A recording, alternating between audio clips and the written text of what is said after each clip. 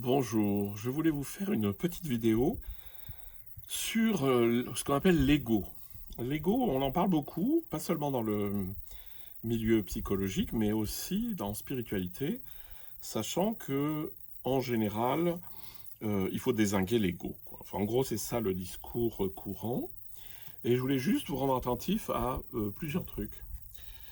L'ego, c'est un mot latin qui veut dire je, mais qui ne veut pas dire juste le je pronom personnel, c'est le moi-je, c'est-à-dire ce qui peut dire moi.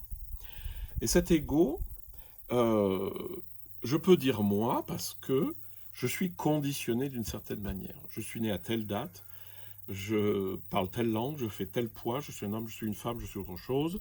Tout ça, c'est ce qui me définit. Et puis après, il y a tous les conditionnements que j'ai reçus de la famille, de l'école, de la société, des collègues, des médias, etc. Et tous ces conditionnements, je les ai intégrés. Alors, il y a des conditionnements qui sont mauvais, parce qu'il y a des conditionnements qui sont toxiques pour moi et pour mon environnement. Et puis, il y a des conditionnements dont on a besoin. C'est pas mal de savoir, je sais pas moi, découper un ananas. Et ben, quand on parle de déconditionnement, le truc, c'est pas de tout enlever et qu'on soit plus rien. Le déconditionnement, qui est dans la phase de transformation de la vie spirituelle, c'est enlever les, euh, les conditionnements mauvais, toxiques, enfin ceux qui ne nous font pas du bien et qui ne font pas du bien aux autres.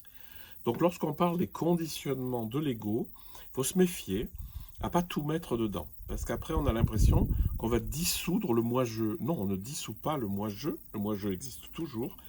Mais il est dépouillé des conditionnements négatifs. Ça, c'est dans la phase de transformation. Dans la phase d'éveil, qui sont des points, je vous en reparlerai, c'est des points dans la vie, c'est des descentes, poum, des prises de conscience. Là aussi, il y a une suspension du moi-je. Là, on est d'accord, mais c'est simplement que je ne me reconnais plus comme étant ceci ou cela. Hein. Voilà, donc c'est un petit peu des petites distinctions que je voulais vous donner parce que on a un peu tendance à dire du mal de l'ego. Ah, ben de toute façon, c'est son ego. Enfin, c'est un mot qui est devenu tellement courant que on en use et on en mésuse. C'est que l'ego, c'est la somme des conditionnements qui font que je suis ce que je suis. Dans ces conditionnements qui sont de tout ordre, hein, qu'ils soient corporels, intellectuels, psychiques, etc., il y a des conditionnements toxiques qui vont être dissous par l'amour et par la pratique spirituelle. Hein.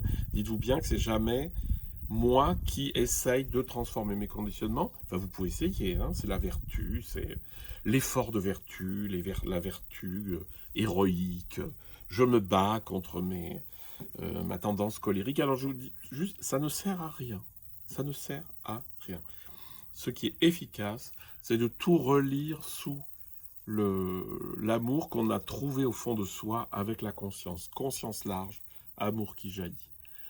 Voilà, donc c'est ce que je voulais vous dire sur l'ego. Donc ne tirons pas à boulet rouge sur l'ego, mais voyons comment l'amour qui jaillit de moi, la bienveillance, peut dissoudre les conditionnements négatifs.